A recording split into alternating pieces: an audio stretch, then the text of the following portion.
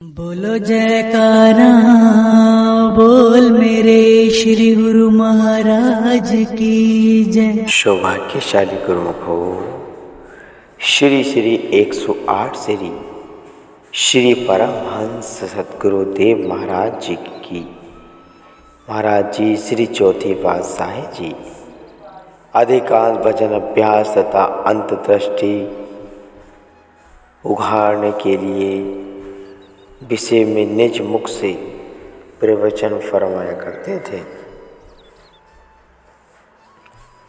उन अमूल्य श्री वचनों में से कुछ एक प्रवचन रश्मियों को यहाँ प्रस्तुत किया है, जिन्हें पढ़कर वह मनन करके प्रेमी जन अपना जीवन आनंद में बनाए।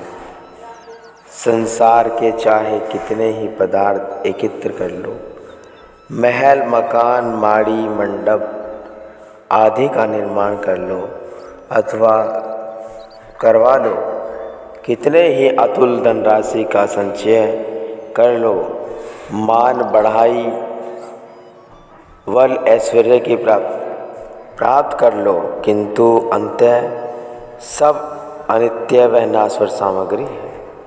इनमें से मनुष्य साथ देने वाली तो कोई वस्तु नहीं है।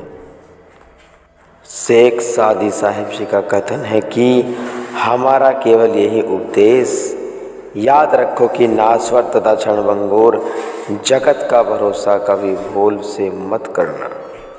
सांसारिक धन समाप्ति तो अतृप्त मुल्क है।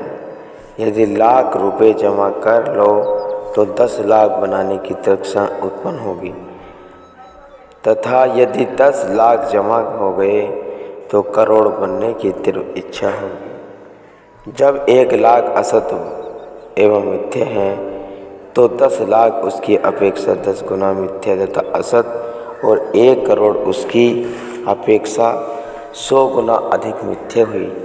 अंततः तो सब मिथ्या ही मिथ्या है।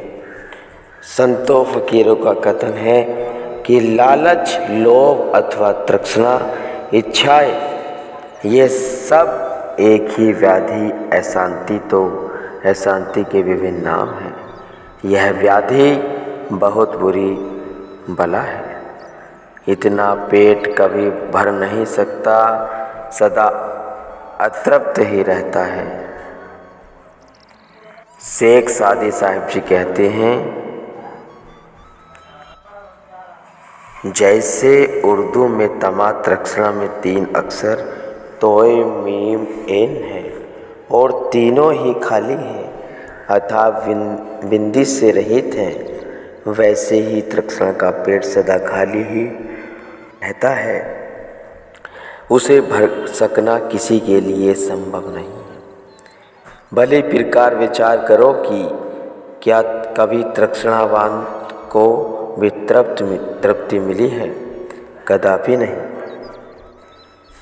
जबकि सिकंदर जैसे वैभवशाली सम्राट की तृष्णा अतृप्त रही, तो फिर जनसाधारण की तृष्णा कहाँ शांत हो सकती है? तेल कभी अग्नि को शांत नहीं कर सकता, अपितु वह तो अग्निशिखा को प्रचंडतर अधिक तेज करने वाला, भड़काने वाला है।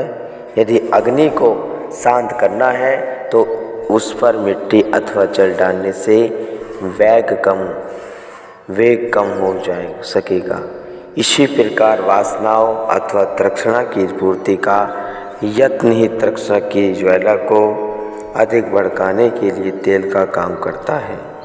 प्रतिपल इच्छाओं को बढ़ाते रहने से उनकी तृप्ति कभी नहीं होती। हाँ, वासनाओं को दबाने से तथा उन्हें बढ़ने से फैलने से न देने उनके वेग को मंद किया जा सकता है।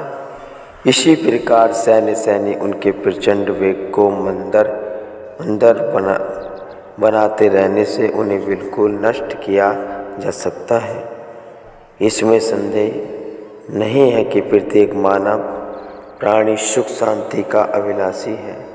तृष्णा की ज्वाला में दुखी और सुख शांति की प्राप्ति के लिए दिन रात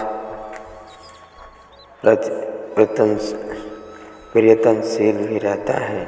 इसके साथ वह जो भी जानता है कि आनंद तथा शांति भीतर है, परंतु कर्म इसी प्रकार का करता है जो सुख शांति को प्राप्त करने में बाधक है, अर्थात इच्छाओं की बढ़ोतरी में लगा हुआ है, इसलिए इन्हें पाने से वंचित रह जाता है।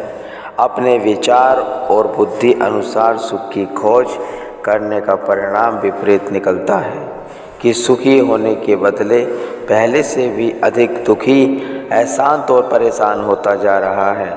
यह परिणाम इसलिए निकलता है कि उसके खोजने का ढंग सही नहीं है, वह उस खोज के ढंग से अनभिज्ञ है। वह खोज करता है सांसारिक पदार्थों में, नाम भक्ति की ओर ध्यान ही नहीं देता जिसमें सुख शांति और आनंद भरा हुआ है। वास्तविक आनंद तथा इच्छाओं का दामन तो सद्गुरु के शब्द की कमाई तथा गुरु सेवा में ही होगा, इसके अतिरिक्त अन्य कोई साधन नहीं है। अतएव इस सुख को प्राप्त करने का यत्न करना ही मनुष्य का कर्तव्य है। एक नन्ही सी चिड़िया के घोंसले को यदि देखा जाए तो बुद्धि चकित रह जाती है, अतः मानव बुद्धि भी वैसे घोंसले का निर्माण कर सकने में असमर्थ है। इससे स्पष्ट है कि शरीर पालन तथा इंद्रियां तृप्ति के हेतु पशु पक्षियों के पास भी बुद्धि की कमी नहीं है। शरीर पालन तथा कुटुंब पोषण में चिड़िया भी किसी के पीछे नहीं है। बुद्धि तो चिड़िया में है, किंतु वह मात्र उदार पूर्ति बाल बच्चों के पोषण में सीमित है। इससे अधिक कुछ करना उसकी बुद्धि के पास की बात नहीं है। यदि मानव को अपने विचारों और बुद्धि को केवल धन कमाने, शारीरिक मान प्रतिष्ठा प्राप्त करने तथा सुख भोग में व्यक्त रहने का काम खर्च करता है, तब तो साधारण जीवों अथवा पशु पक्षी अधिक जीवों जितना ही काम उस मानव बुद्धि ने भी किया है। यदि यह विचार है तो मानव जीवन के ध्येय की पूर्ति तो न हुई है। अनन्य योनियों की अपेक्षा मानव की विशेषता तब है जब वह भजन भक्ति में मन लगावे, न कि आठों याम स्वार्थ परिता वासना पूर्ति और भोग लिप्सा में ही गलतान रहे। मनुष्य को मानवता के पद का ध्यान रखना आवश्यक है। जिस प्रकार चंदन की लकड़ी में यदि सुगंध नहीं है तो उसे चंदन कौन कहेगा। सुगंधित रहित होने से वह साधारण कष्ट लकड़ी के समान ईंधन का ही काम दे सकती है।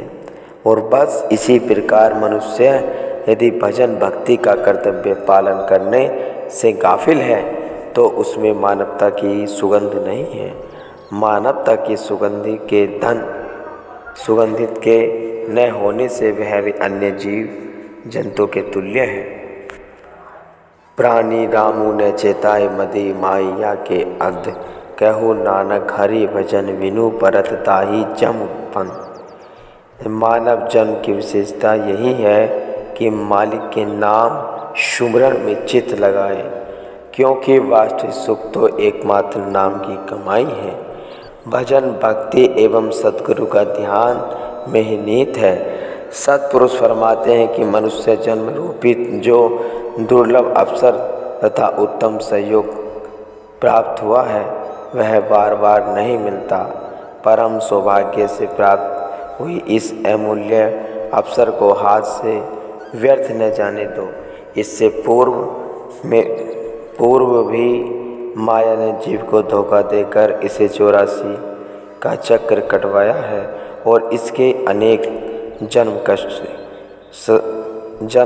नष्ट किए हैं। अब ध्यान देना है कि यह अनमोल समय हाथ से न निकल जाए। इसमें ही भक्ति की पूंजी को एकत्र करने का काम करना है। प्रभु प्राप्ति का एकमात्र साधन प्रेम ही तो है, ऐसा कोई और साधन नहीं है। सत्पुरुषों की वाणी है, साच कहो सुन लेहु सबे, जिन प्रेम कहो तिन्ही प्रभु पायो। तथ्य भी यही है कि प्रेम के बिना हरि दर्शन कदापि नहीं हो सकती। यही सरलतम साधन जिसके द्वारा प्रेमी अपने प्रीतम को भी पा लेता है। भगवान श्री कृष्ण जी उपदेश करते हैं, हे अर्जुन, कर्म धर्म योग साधन और ज्ञान ध्यान से अति सुगम मार्ग है सच्चा प्रेम। सच्चे प्रेम का लक्ष्य ही प्रीतम के स्वरूप में अपने आप को खो देना का है। जिसने अपनी सत्ता को जीवन काल में इष्ट देव के प्यार में मिटा दिया, वह सदा के लिए अमृत पद को पा गया। उसका कोई कर्तव्य शेष नहीं रहता। पुनः फरमाते हैं, इश्क सादिक से जो मुझ पर जान करते निसार, उनकी हक तक रसाए कुछ में बातिल के बार।